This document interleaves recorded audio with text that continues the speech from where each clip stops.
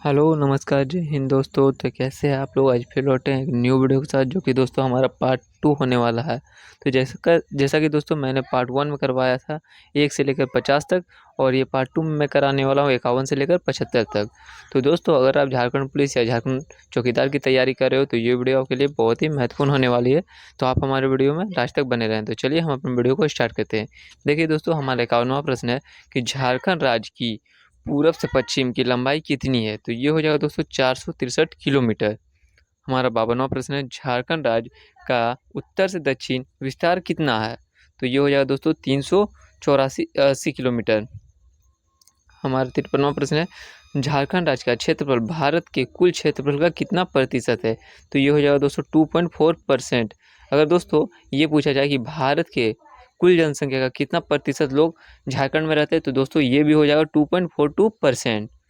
तो आप याद रखिएगा दोस्तों कि जो झारखंड का कुल जनसंख्या है वो भारत में 2.42% है, और जो झारखंड का क्षेत्रफल है वो भारत का कुल 2.42% है दोस्तों। तो आप अच्छे से याद रखिएगा दोस्तों। चलिए हम अपने अगले प्रश्न की ओर बढ़ते हैं। हमारा 54वां प्रश्न है, झारखंड राज्य का सर्वाधिक ठंडा स्थान कहाँ है। तो ये हो जाएगा दोस्तों नेतरहाट में। दोस्तों नेतरहाट को पहाड़ों की रानी भी कहा जाता है। चलिए अपने अगले प्रश्न की ओर बढ़ते हैं। हमारा 55वां प्रश्न है, झारखंड राज्य का सबसे ऊंचा क्षेत्र है।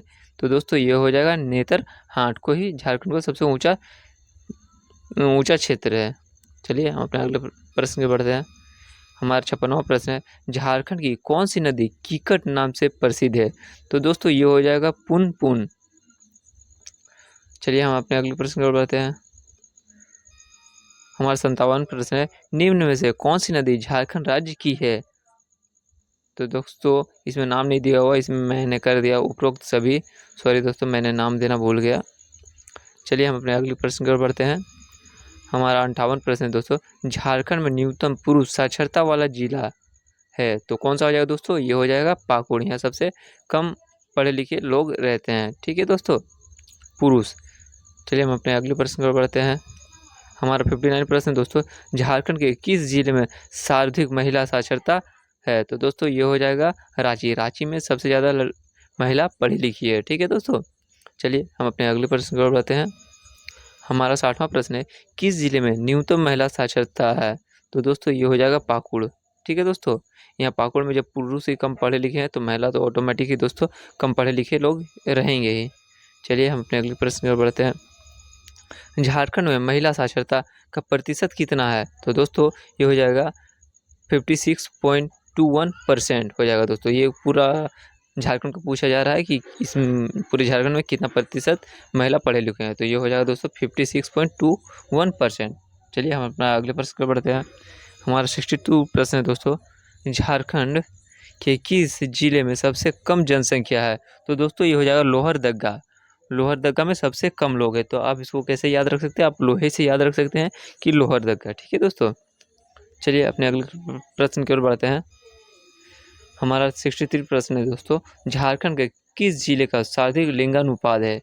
लिंगानुपात है दोस्तों, तो ये हो जाएगा पश्चिम सिंहभूम, क्योंकि दोस्तों पश्चिम सिंहभूम में सबसे ज़्यादा लिंग अनुपात है मतलब। ठीक है दोस्तों, मतलब लड़के ज़्यादा हैं।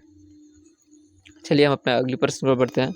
हमारा 64वां प्रश्न है, झारखंड में कुल कितने प्रखंड है। प्रखंड मतलब हो जाता है दोस्तों ब्लॉक। तो ये हो जाएगा 259 टोटल ब्लॉक है झारखंड में। ठीक है दोस्तों, चलिए अपनी अगले प्रश्न पर बढ़ते हैं। राज्य के किस जिले में सर्वाधिक जनसंख्या है। तो दोस्तों ये हो जाएगा रांची, क्योंकि रांची में सबसे ज़्यादा जनसंख्या है दोस्तों। उसके बाद आ जाएगा धनबाद, समझे। चलिए हम अपने अगले प्रश्न पर बढ़ते हैं। राज्य का सर्वाधिक पुरुष साक्षरता वाला जिला कौन सा है। तो दोस्तों ये हो जाएगा धनबाद। धनबाद में सबसे ज़्यादा पुरुष पढ़े लिखे हैं, समझिए दोस्तों। चलिए अपने अगले प्रश्न पर बढ़ते हैं। झारखंड राज्य में कुल कितने अनुमंडल है। तो ये हो जाएगा दोस्तों 35 अनुमंडल है। ठीक है। हमारा 68वां प्रश्न है, झारखंड का राजकीय पशु कौन सा है। तो दोस्तों ये हो जाएगा हाथी, जो कि झारखंड का राजकीय पशु है। हमारा अगला प्रश्न, झारखंड राज्य का राजकीय पक्षी कौन सा है। तो दोस्तों ये हो जाएगा कोयल। ये झारखंड का राजकीय पक्षी है। चलिए हम अपने अगले प्रश्न पर बढ़ते हैं। हमारा 70 प्रश्न है दोस्तों, कि झारखंड का राजकीय पुष्प कौन सा है। तो दोस्तों ये हो जाएगा पलाश। ये झारखंड का राजकीय पुष्प है। ठीक है दोस्तों, हमारा 11वां प्रश्न है, झारखंड में बेतला नेशनल पार्क की स्थापना कब हुई थी? तो ये हो जाएगा 1986 में हुई थी झारखंड में बेतला नेशनल पार्क की। ठीक है, चलिए हम अपने अगले प्रश्न पर बढ़ते हैं। झारखंड में कितने जिले नए बनाए गए हैं? दोस्तों जिस समय झारखंड बिहार से अलग हुआ था उस समय कुल 18 जिले थे, लेकिन यहाँ 2000 के बाद 2024 तक आए अभी तक दोस्तों कुल 6 नए जिले बनाए गए हैं। चलिए हम अपने अगले प्रश्न पर बढ़ते हैं।